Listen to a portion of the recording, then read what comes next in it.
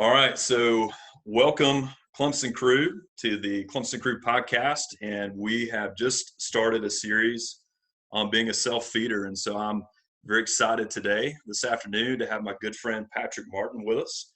And I've known Patrick through Cru for a number of years, and Patrick, just wanted to give you a chance to share who you are and a little bit about yourself. Yeah, like Weston said, my name's Patrick Martin. I live just down the road from Clemson in Spartanburg, South Carolina. There, I'm with a lot of people who are a lot smarter, better looking than me. So that's my wife, Amber. That's my 4 children. We're some of those people. So Samuel's 7, Silas just turned 6, Charlie is potty training and 2. And then Remy is 6 months and living his best life now. So yeah, I help lead a Cru team here in Spartanburg. We work on all of the colleges in the Upstate except for Clemson. But my wife graduated from Clemson, so I bleed a little bit of orange myself nowadays. Yes. So Patrick is also a Tiger, but a Missouri Tiger. That's right. But you have kind of been surrounded, I guess. You've got a lot of Clemson connection and connection to our team, even as you're married to a Bushland, and you work side by side with Mark Bushland, who is Barry Bushland's oldest son. And so Barry was the team leader here with Clemson Cru for 30 some odd years. And so lots of neat connections with you guys. So yeah, thanks for coming on with us today. For sure. Thanks. There's my wife in the background. You see yeah. Hey, Amber. But yeah, and the good thing is that the University of Missouri joined the SEC and is so bad that the chances of Clemson and Mizzou playing each other ever are close to 0. And so that's made this work out a little bit better as well. So yeah. You're welcome for Kelly Bryant, though. Well, I don't know if I really am that grateful. So anyways, I like him, but anyways. Yeah, indeed. So in this series, as we're talking about being a self-feeder, again, a lot of our heart behind this with our staff team is that we want to come alongside our students and care for them and equip them to not just survive, but even to thrive in this time during the coronavirus and being away from campus. And I know that students are in a lot of different situations back home. Some are pretty good situations and some are pretty terrible. And so we just want to come alongside our students and care for them and equip them to really thrive in this time. And so our topic today is Sabbath rest. And I'm excited to talk through this with you, Patrick, because I've learned a lot from you about this topic. And it's a topic that is very foreign to our culture and to our students. And we have a lot of misconceptions. And so even to get us started, depending on a person's background, depending on their upbringing, they might have a variety of things that come to mind when we talk about Sabbath rest. Yeah. And so I would love for you to just talk a little bit about the biblical concept of Sabbath rest. Yeah, for sure. So I will say I am somebody who has realized just how desperately I need the Sabbath, how much my family needs the Sabbath. I'm not an expert, but I'm somebody that has really experienced.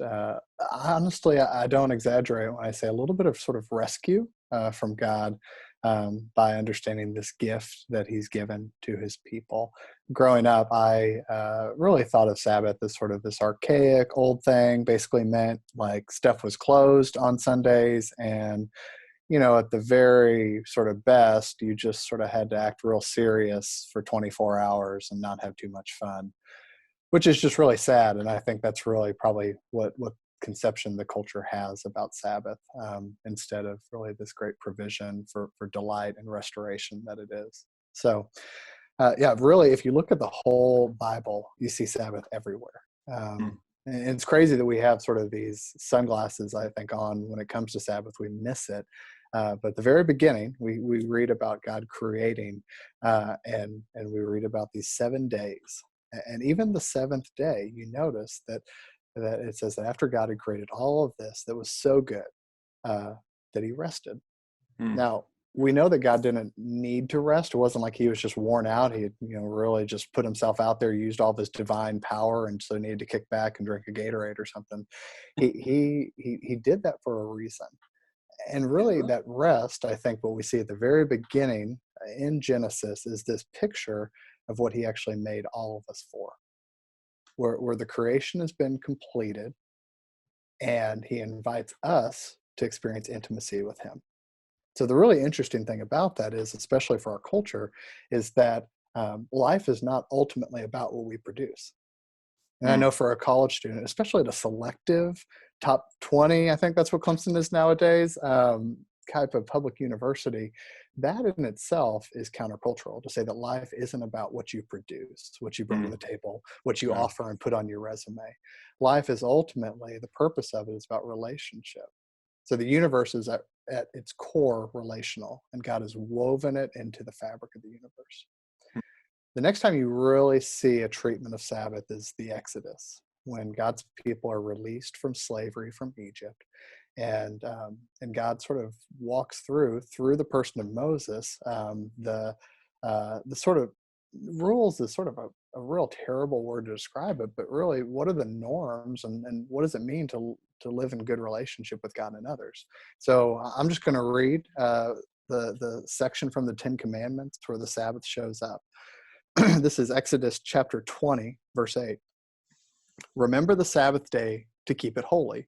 6 days you shall labor and do all your work, but the seventh day is a Sabbath to the Lord your God. On it you shall not do any work, you or your son or your daughter, your male servant or your female servant, or your livestock, or the sojourner or foreigner who's in your gates. For in 6 days the Lord made heaven and earth, the sea, and all that is in them, and rested on the seventh day. Therefore the Lord blessed the Sabbath and made it holy.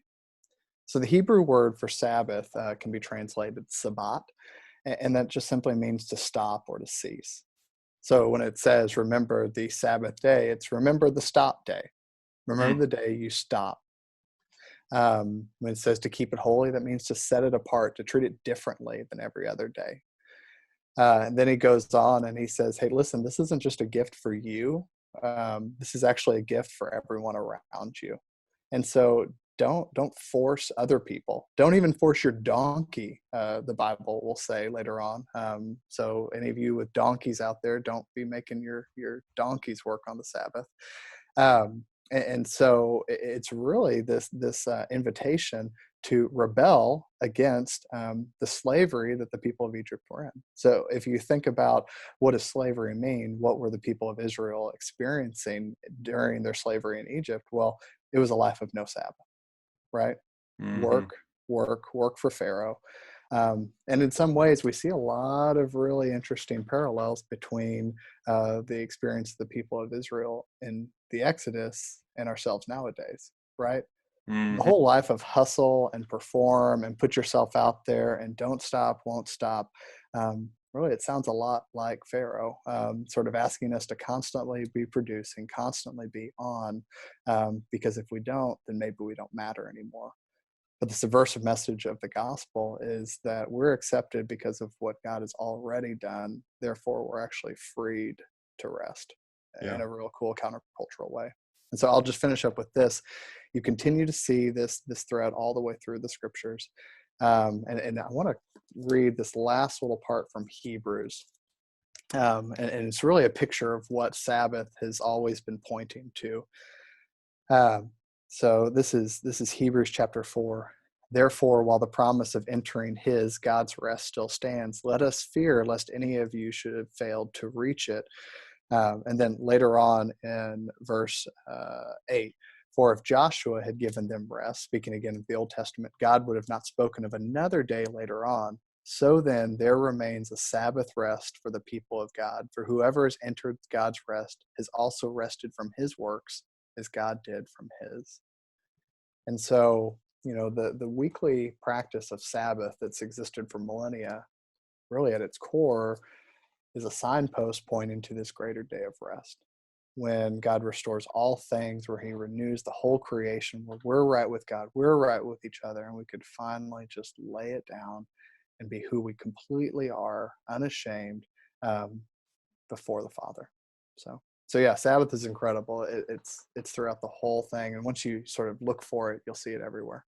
Yeah, that's great. Yeah, again, I agree with you that the context in which I grew up was similar, just kind of this archaic idea. And even going back to my great grandparents, this idea that you don't use scissors on the Yep. Sabbath. Yep. You don't play football. There's all this. There's just a list, and that's really what it meant to me. Was just there's a list of things. You don't cut grass. You don't do all these things Yeah. on Sunday, and so it's really helpful, I think, for me to be reminded, but also first to see, hey, this is something that is a theme throughout the whole Bible. Yeah. And even what you just shared in Hebrews, that it's a deeper reality than just talking about honoring one day out of the week, Yeah. but entering into God's rest. And so that kind of leads me into a second question, and that is, as you think about some of our own heart issues, and you think about maybe Gen Z, you think about our culture that a college student is experiencing on campus. What do you think are some of our obstacles? Like, what is it that makes it so difficult for us to rest? Yeah. Yeah. So I would say I would break it in down into sort of two areas. I think one are sort of some core heart issues, and then two, there's more physiological reasons and sort of the environment that we're in that they sort of play off of each other. Studies show that even electronic media itself, as we access it, as you get a notification on your phone, as you see sort of these flashing images on your phone, as you scroll, you actually activate your dopamine receptors inside of your brain. And so, no joke, it really is like you're taking a hit of a drug whenever you access a lot of electronic media, especially via your devices. And so there's that. We develop these ruts. So once we get into the habit, it's really hard to get out of the habit. Yeah. But for some of the heart level issues, I think there's a couple different ones. And as I share, I would invite folks that are watching, listening, to be brave and to ask the Spirit of God to actually reveal what might it be for you that's keeping you from entering into Sabbath. Mm. Usually, a lot of our sort of questions and but what about this type of responses to Sabbath are usually covering up some deeper stuff that's going on down there. So I think the first one is just fear. I think sometimes busyness allows us to hide from the things that we're terrified of. That might be terrified of facing unconfessed sin in our life, things that bring us great shame. It's why we scroll all the way through until we fall asleep at night, because we just don't want to think about what's going to come to mind once we put the phone down and our heads on the pillow. I think it might be fear of just what's going around us right now, even with this pandemic. It's easier just to keep going and to distract yourself than to turn everything off and to ask yourself whether you really do trust God in the midst of a global, worldwide pandemic. And it's okay to admit that you don't, but oftentimes that busyness protects us. Um, or it might just be fear of facing pain in your life that you don't want to acknowledge. I think another obstacle is just addiction to accomplishment and production. Mm. Again, for me, I think this is the biggest reason why I struggle with Sabbath so often. I mean, this is just how just jacked up my brain is I base whether I'm doing enough, whether I've sort of earned my seat at the table, whether I'm a worthwhile human being, if I sort of have an edge on those around me on productivity. Does that make sense? So like Oh if yeah. I am getting done just a little bit more than the next person, then I feel okay. But you can imagine the toxic culture that creates in any community where we're all just sort of trying to get ahead of each other just a little bit. And so what Yeah. that meant is that there really wasn't a day that was off limits. There really wasn't a moment, a sacred time in my life where I could just be with my wife, with my kids, with the Lord. If an email showed up, I felt this compulsion and still fight it to this day. I need to reply to it quick. So um, I think another one is just an idol of approval. I think some of us are flat out addicted in really what is sort of electronic Disneyland that is America. That we are so addicted to entertainment we've really lost the ability to think deeply, to read long books, to think deep thoughts, to journal, to do hard things. And so instead, our brains have sort of navigated to, hey, feed me, keep me entertained. And so I think entertainment itself can be a bit of an idol in our lives. So I think Yeah. those are some of the obstacles. Yeah, that's great. I think in line with that, Patrick, I know for me, something that I've struggled with in the past, um, and even from time to time now, is the trying to figure out the difference between rest Yep. and escape, Yep. or rest and numbing. You mentioned kind of that, the idea of distracting ourselves, and so when and sometimes I guess because we are so addicted to approval and productivity and those things, that when we're worn out, we don't want to engage at all. Yep. We just want the media to wash over us. And I know a lot of times, like when I give into that, I never feel rested on the back end, and so I Right. could do that for hours Yep. and could be physically idle, could and and I don't feel rested at all. And so, talk us through that a little bit, the difference between rest and escape, or rest and just kind of numbing distraction. Yeah. Yeah. Yeah, said nobody ever. I just binged watched a whole season of a new Netflix show, and man, I feel like my soul has been Feel restored awesome. and refreshed.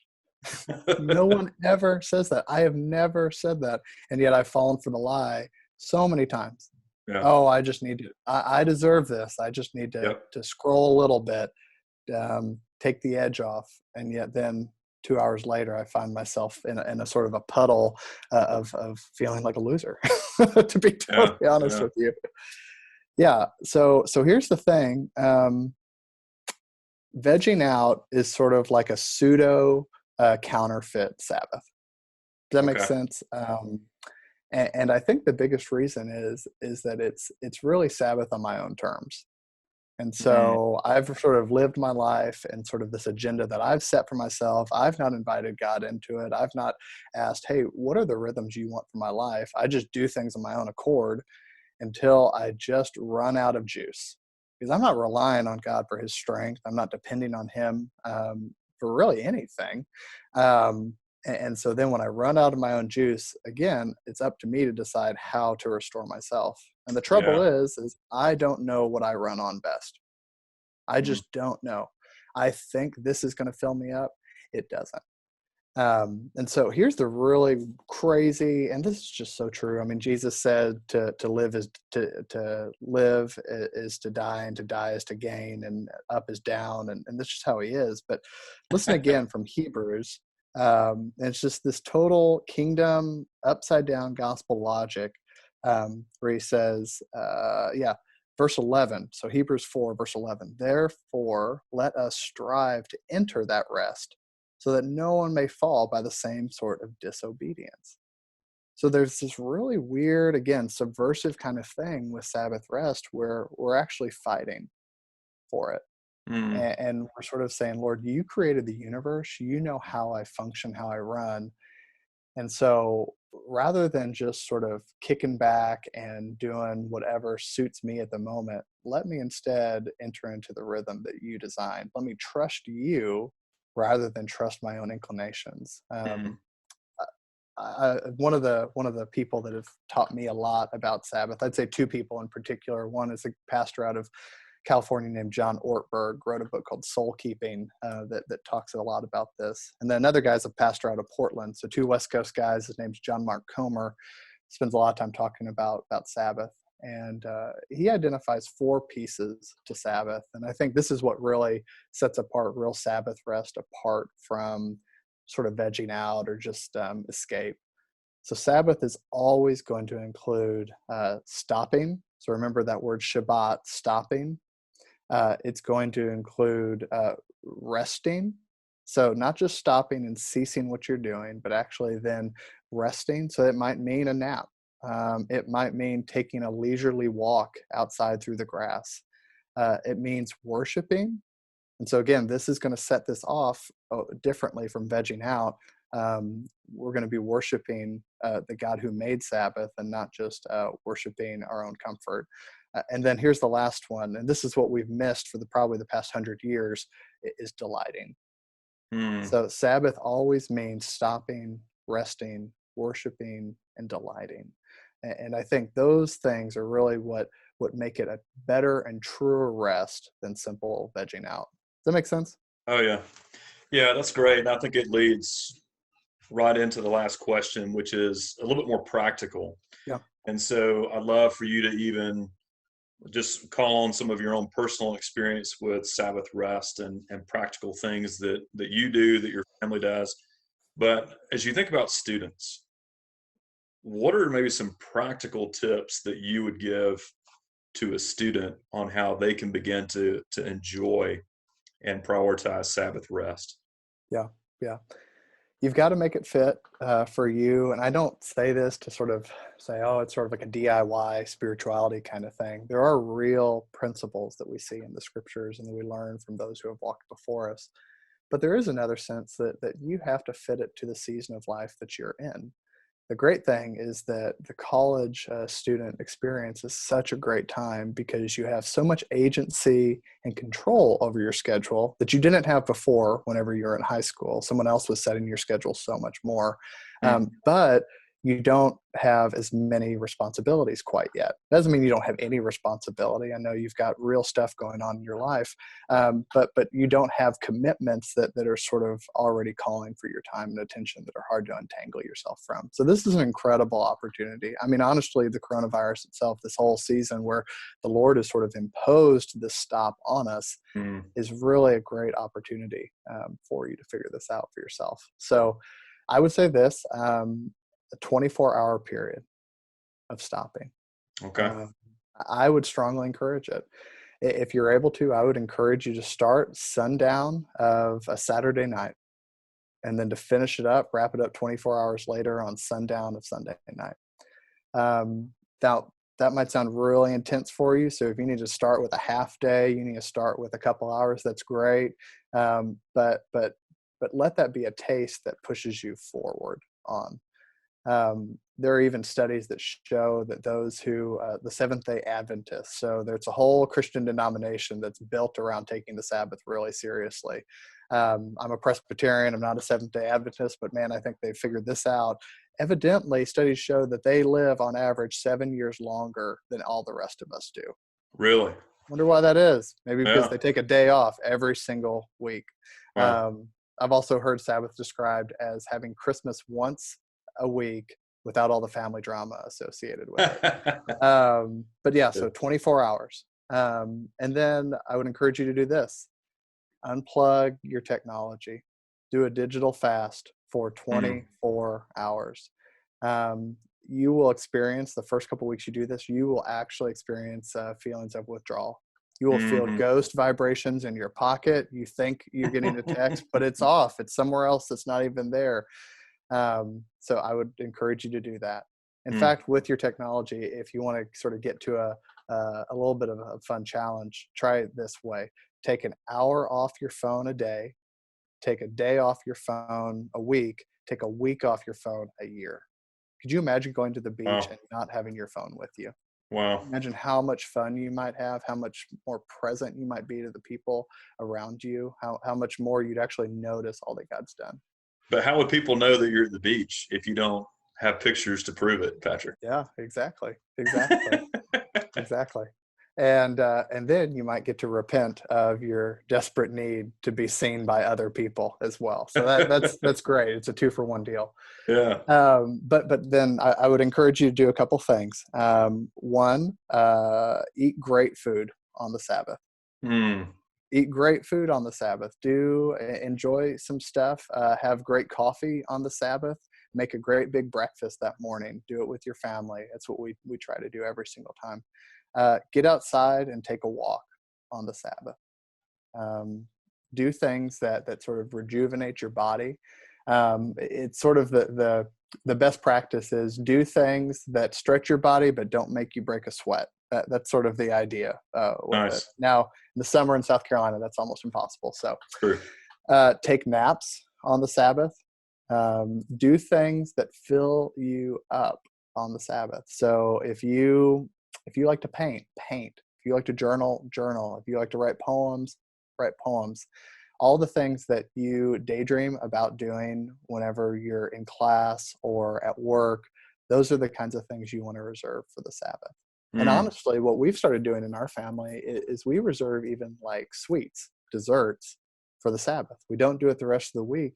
And it's sort of like that whole Incredibles thing, like when everybody's special is nobody's special, that kind of thing.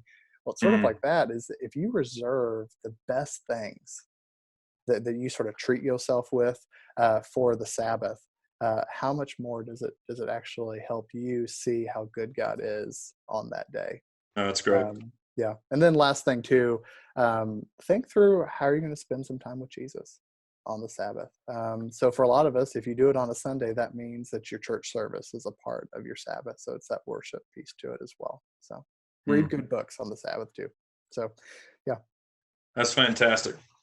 Well, Patrick, thank you so much for being with us and taking time out to share with us. And I believe I've been blessed just even hearing from you. I've already got the wheels turning, thinking about ways that our family can grow in this. And yeah, appreciate your words for our students as well. So thanks for being with us. Looking forward Yeah, to the for rest of sure. this series. We talk about being a self-feeder, and we've got some great guests coming up. And so, yeah, stay tuned.